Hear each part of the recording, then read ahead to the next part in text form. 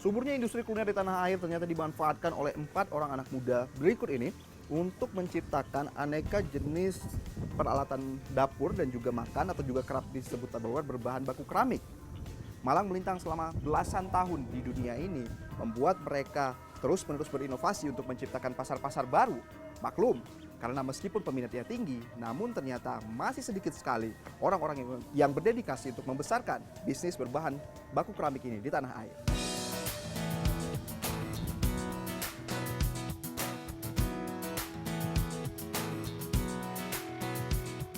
Industri kuliner Indonesia memang tidak dapat dipisahkan dari sektor tableware. Industri kreatif ini menyumbang setidaknya 32% produk domestik bruto sektor industri pengolahan non-migas. Ekonomi Indonesia yang terus tumbuh juga membuat restoran baru terus bermunculan yang membutuhkan ketersediaan peralatan makan yang berkualitas.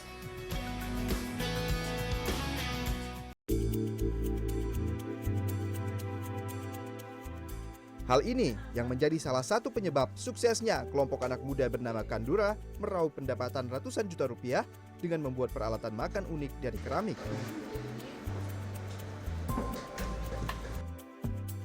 Kandura Studio terlahir pada 2006 atas prakarsa 3 orang alumni ITB, yaitu Fauzi Prasetya, Tisa Granisia, dan Batseba Satya Langgagya. Niat awalnya bukan bisnis, hanya ingin mengasah kemampuan mengolah keramik. Namun, ternyata kini Kandura Studio sudah 11 tahun menghadirkan aneka produk tableware berbahan baku keramik berkualitas. Jujur waktu awal tuh belum kebayang, apakah iya ya kita bisa hidup dari tanah gitu, tanah yang dibakar gitu, apa iya ya ini jalannya gitu. Tapi ya seiring berjalannya waktu sih, ya semuanya karena kita terus kekeh mencoba gitu ya, mungkin ya akhirnya kita dapat memetik buahnya gitu setelah beberapa tahun kita berusaha. Tisa Granisia bertanggung jawab dalam urusan produksi. Tisa sendiri merupakan lulusan seni keramik ITB.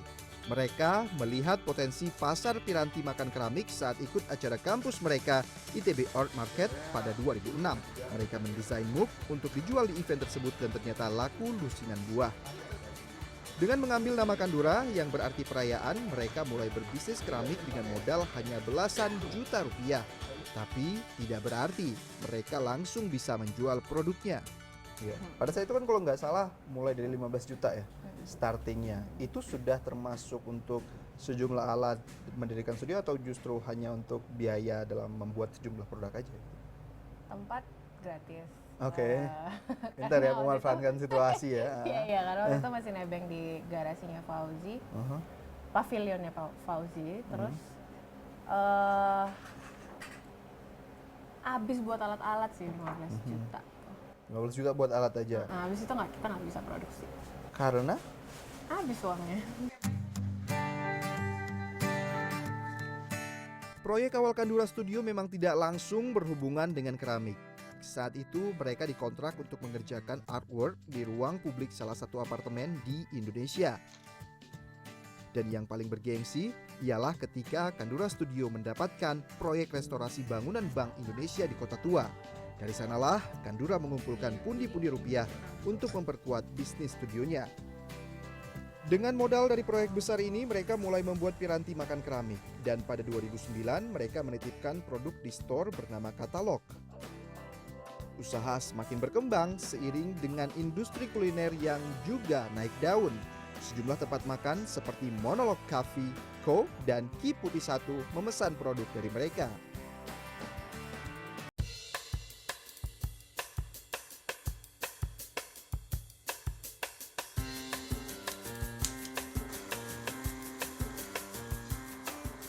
Promosi melalui sosial media dan pameran dari galeri-galeri menjadi langkah yang ampuh memperkenalkan produknya ke konsumen.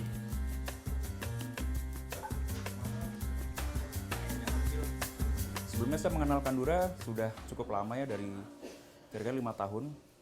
Yang saya membuat tertarik karena kualitas dan orang-orang yang membuat itu bukan orang-orang sembarangan. Produknya yang unik juga sering membuat penghobi foto untuk mengkolaborasikan kerajinan keramik Kandura dengan karya mereka. Salah satunya karena dari segi bentuk. Untuk bentuk tampilan itu mereka udah memikirkan bentuk yang nggak biasa atau bentuknya lebih unik. Jadi bagi saya untuk sesi photoshoot gitu-gitu perlu yang bentuk-bentuk yang aneh kan. Tidak hanya diminati di dalam negeri, produk Kandura Studio juga sudah merambah Asia dan Eropa, meskipun masih melalui penjualan online.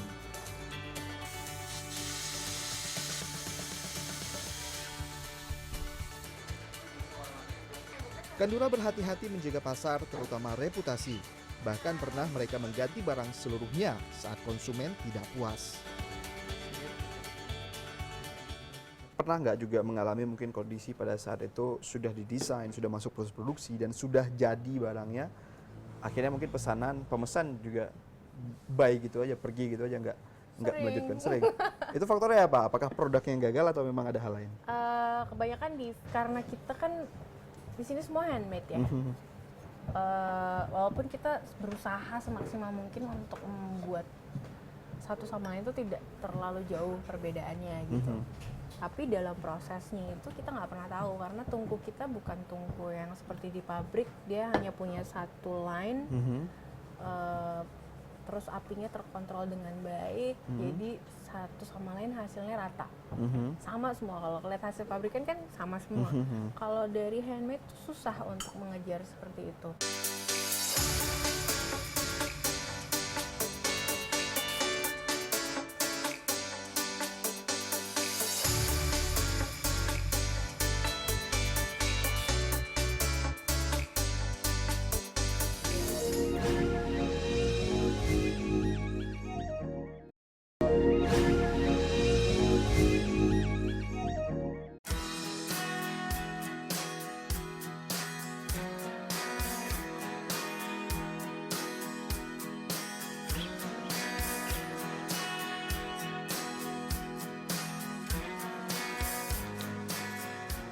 Kami melihat bahwa banyak tableware yang beredar di pasaran di sini itu adalah sebenarnya grade kedua atau grade ketiga dari sisa ekspor pabrik, makanya harganya sangat murah.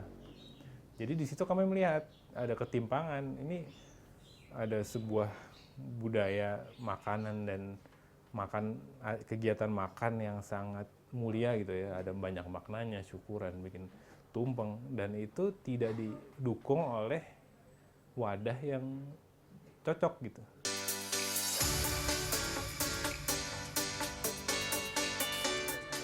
Produksi produk Kandura dilakukan oleh pemiliknya sendiri, dibantu 5 pengrajin di workshop yang menyatu dengan store dan kantor mereka. Selain 5 karyawan tersebut, ada juga siswa magang dari SMK di sekitar Bandung. Proses produksi dimulai dari pemilihan bahan terbaik yang layak untuk produk-produk peralatan makan atau tableware. Mereka memastikan seluruh produknya berkualitas karena ini menjadi tuntutan dasar para konsumen. Bukan hal mudah untuk mendapatkan mutu produk yang bagus. Kesulitan ini terutama di masa awal mereka berproduksi. Dengan keunikan yang dimiliki Kandura itu kan menyetarakan antara desain dan juga kualitas serta fungsionalitas ya, kalau saya tidak salah seperti itu ya. Apa sih yang benar-benar menjadi kesulitannya, material kah, desain kah, atau justru memang marketnya yang belum benar-benar established gitu? Kita sekarang udah nggak bilang itu kesulitan, kita lebih seneng bilangnya tantangan. Tantangan.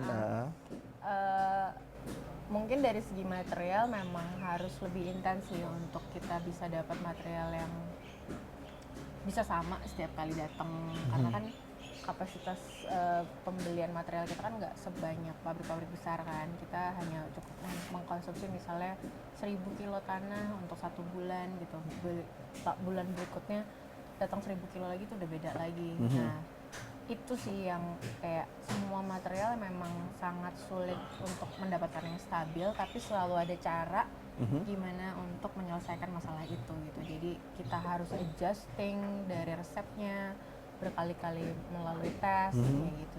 Harus lebih teliti aja sih untuk akhirnya dapat material, material yang terbaik.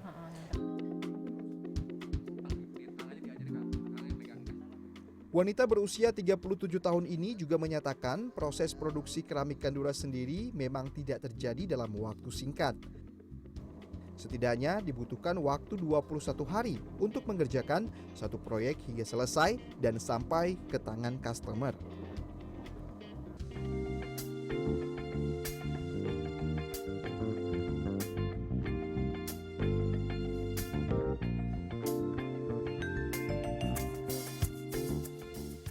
Setelah melewati pembakaran pertama dengan suhu 900 derajat Celcius, keramik Kandura akan kembali dibakar pada suhu 1200 derajat sebelum akhirnya masuk ke proses pengglasiran.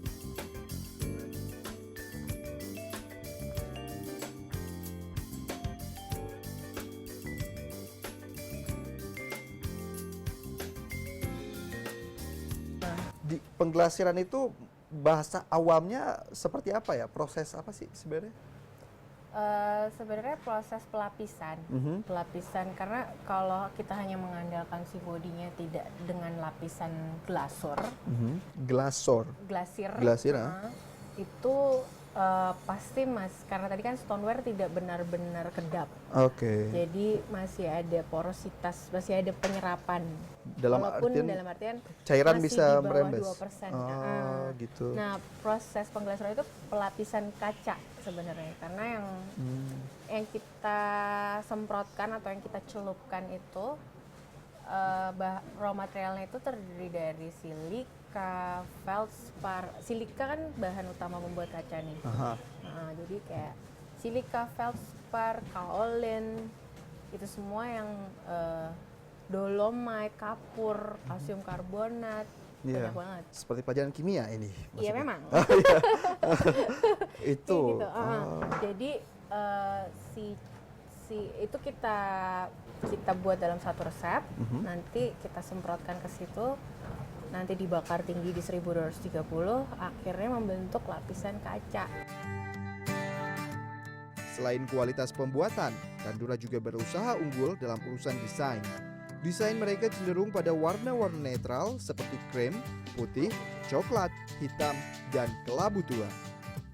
Tapi sejauh ini apakah memang desain itu mengejar fungsionalitas dalam artian mungkin mug gitu atau gelas atau juga ya bentuk-bentuk yang seperti ini, atau memang ada hal-hal yang lain mungkin benda-benda dekorasi sebutlah kayak gini sering juga dicari oleh para customer. Jadi kalau untuk contohnya misalnya yang kerucut ini ya, ini tuh instalasi untuk sebuah pameran seni sebenarnya. Oh, Kayak gitu. Jadi selain kita membuat desain untuk dipakai, kadang-kadang kan jadi kalau di Kandura itu kalau fungsi kan udah jelas untuk wadah makan minum, untuk menyajikan, kadang-kadang bisa buat dekor gitu, kayak misalnya vas atau centerpiece meja gitu. Tapi kan dalam mengembangkan itu kan kita tuh porsi ekspresinya besar nih. Kita banyak kami semua nih banyak mengkonsumsi produk budaya gitu ya. Kita banyak baca buku, lihat majalah, dengerin musik, nonton film, jalan-jalan, dan itu semua tuh menghasilkan keluaran yang beda-beda dan tidak semua cocok untuk dijadikan benda fungsional. Reputasi produk Kandura ini juga membuat instansi pemerintah dan juga bisnis lain tertarik untuk bekerja sama. Bahkan mereka memasok produk saat acara bergengsi peringatan konferensi Asia Afrika.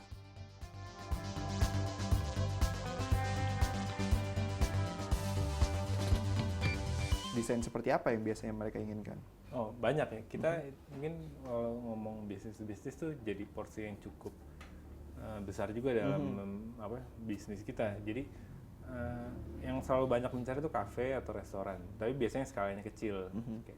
Dan mereka mencari cangkir yang khusus atau piring yang khusus, dan biasanya ini disesuaikan dengan interior atau konsep dining mereka. Jadi mereka punya konsep dining tertentu yang kemudian kita terjemahkan menjadi desain-desain tableware yang khusus, yang cocok untuk desain mereka tersebut. Itu satu. Kalau untuk seperti tadi Mas nanya instansi pemerintah, Kami waktu konferensi Asia Afrika yang terakhir ini 2015 Iya. itu kami mengerjakan souvenirnya. Jadi dari pemerintah Kota Bandung menyediakan satu paket souvenir untuk delegasi-delegasi KAA. Isinya macam-macam. Salah satunya produk kita. Ada sebuah wadah alat tulis yang buat ditaruh di meja. Itu desainnya mengacu ke gedung Asia Afrika di Jalan Asia Afrika di Bandung Asia situ. Afrika Bandung. Gitu. Itu desain lahir dari Kandura atau? Itu dari desainnya Pak Ridwan Kamil sebenarnya. Oh, Ridwan Kamil langsung ya? Jadi maksudnya ya beliau ngasih arahan lah Iya. kayak gini. Terus kita kemudian mendevelop itu sampai menjadi sebuah desain produk yang dapat diproduksi seperti itu. Untuk urusan desain, Fauzi memperoleh inspirasi dari mana saja. Inspirasi tersebut ia tuangkan dalam bentuk sketsa gambar tangan terlebih dahulu.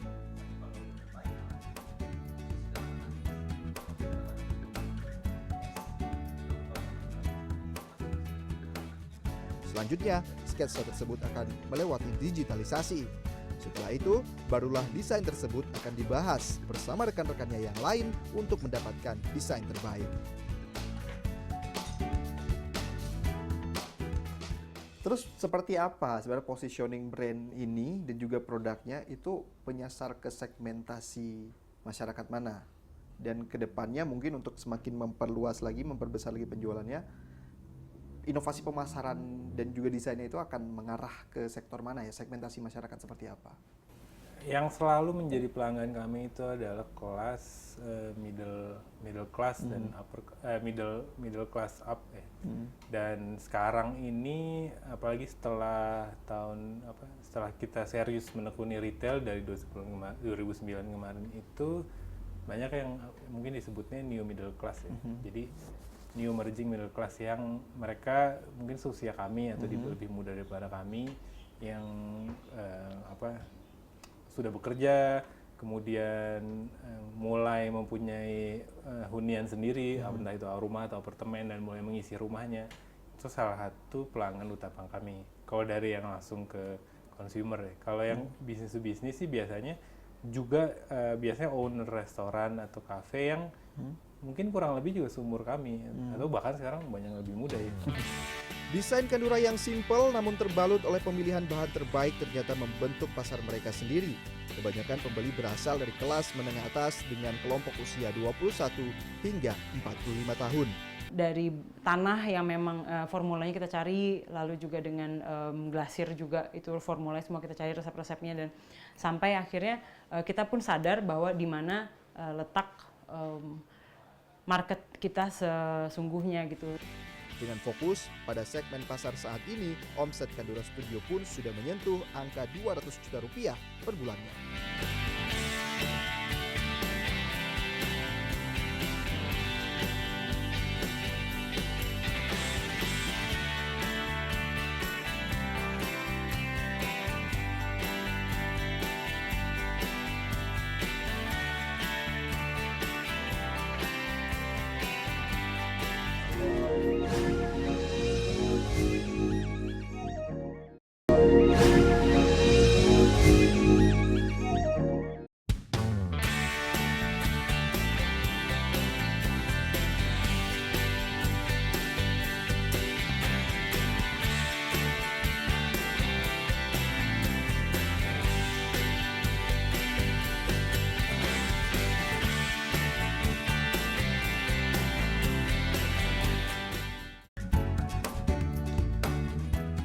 Dalam sebulan, Kandura setidaknya mampu memproduksi 700 produk keramik. 60% produksi Kandura merupakan mug dan cup, sisanya mangkuk dan piring. Mas, ini saya tuangin ke sini ya. Jangan mengira saya ini sedang menuangkan adonan kue, tapi ini ialah adonan keramik. Dan berbicara mengenai industri keramik Indonesia, Indonesia saat ini masuk ke peringkat 7 dunia untuk urusan penggunaan ataupun produksi keramik dalam negeri. Dan 13%-nya itu diekspor ke mancanegara. Namun Yang menyedihkannya ialah ternyata industri tersebut belum benar-benar maksimal dimanfaatkan baik oleh para pelaku industri keramik di tanah air ataupun juga oleh para pengusaha lainnya dalam menangkap peluang ekspor dan juga penggunaan di dalam negeri. Padahal saat ini ada 1,3 juta kebutuhan rumah baru di Indonesia yang otomatis membutuhkan aneka jenis keramik tidak hanya buat utilitas lantai tetapi juga buat pernak-pernik keindahan meja. Terima kasih Mas. Masih tuangin lagi ya? Seluruh proses produksi Kandura dilakukan di workshop di Jalan Cigadung Barat, Kota Bandung, Jawa Barat. Di workshop inilah pengolahan keramik dan penjualan dilakukan. Pengiriman untuk produk yang dipesan secara online melalui website Kandura pun dilakukan dari workshop. Ayat merupakan karyawan yang paling lama bekerja bersama Kandura. Ia sudah bergabung sejak tahun 2006. Sebelumnya, ia sempat mencicipi ilmu dari pusat kerajinan keramik yang ada di Kiara Condong, Bandung, Jawa Barat. Dari pekerjaan saya yang dulu sama sekarang yang di sini berbeda dari bahan, dari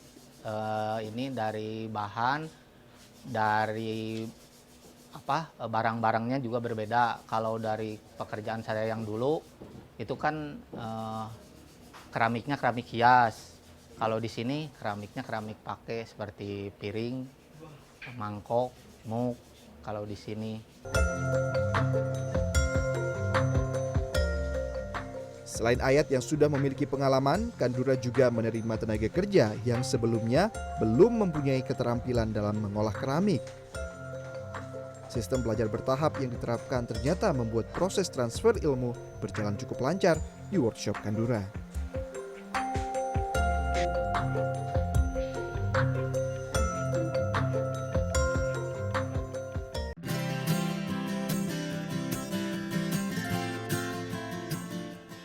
Seiring berjalannya waktu, Kandura tidak berhenti berbenah.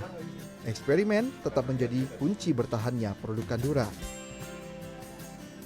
Untuk kedepannya, desain yang akan dibentuk lagi akan lebih bernuansa seperti apa? Lebih mature kah? Mungkin seiring usia yang juga semakin bertambah, brand yang semakin dikenal orang atau seperti apa? Sebenarnya kita nggak membatasi kami nantinya kemana gitu kan, karena kalau kita ngelihatnya kalau kita sudah tahu tujuannya ya akhirnya ke situ gitu kan. Tapi ketika kita bereksperimen, ini dalam hal eksperimen ya, dalam eksplorasi desain ya, ketika kita membiarkan atau menggali ilmu dari hasil-hasil eksperimen ini, itu akan memperkaya desain kami ke sebuah ranah yang mungkin saya belum kebayang nih sekarang seperti apa. Tapi pada intinya sih sekarang kami Kandura itu lagi sedang mengupgrade studionya nih, dalam artian selain dari berbenah soal manajemen, administrasi dan itu, juga kita mengupgrade produksi. Jadi kita akan menambah alat, menambah tungku segala macam, dan untuk memperbaiki kualitas produk kami dan untuk melebarkan kemungkinan desain-desain kami untuk diproduksi. Karena selama ini kita banyak desain yang belum bisa diproduksi dengan fasilitas yang ada saat ini, kayak gitu.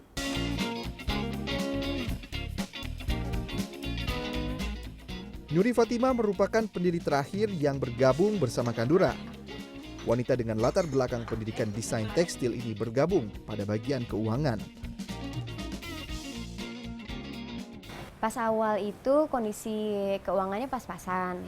Lalu karena pada saat saya masuk ke tahun 2010 kita mulai banyak membuat lini fashion. Dari lini fashion itu karena karena teknik produksinya tidak terlalu rumit, tapi kita bisa mendapatkan profit yang lebih besar dibanding kita membuat tableware. Nah dari situ kita mulai bisa memperbaiki keuangan kita. Dan pada tahun itu juga kita bisa mulai merencanakan untuk mencari studio baru. Karena dengan kita mulai banyak ikut event, terus orang mulai banyak mengenal Kandura, demand mulai bertambah, kita butuh memperbesar kapasitas produksi. Nah itu sekitar tahun 2010-2011 kita mulai bisa menabung untuk pada akhirnya tahun 2012 pindah ke studio yang sekarang. Berani mengambil risiko, menikmati proses, menjaga kualitas dan tetap inovatif menjadi cara Fauzi, Tisa, Gia, dan Nuri dalam membangun dan mempertahankan Kandura Studio. Masuk ke sektor yang masih tidak tergarap maksimal di tanah air, ternyata malah membuat usahanya mampu menemukan pasarnya sendiri.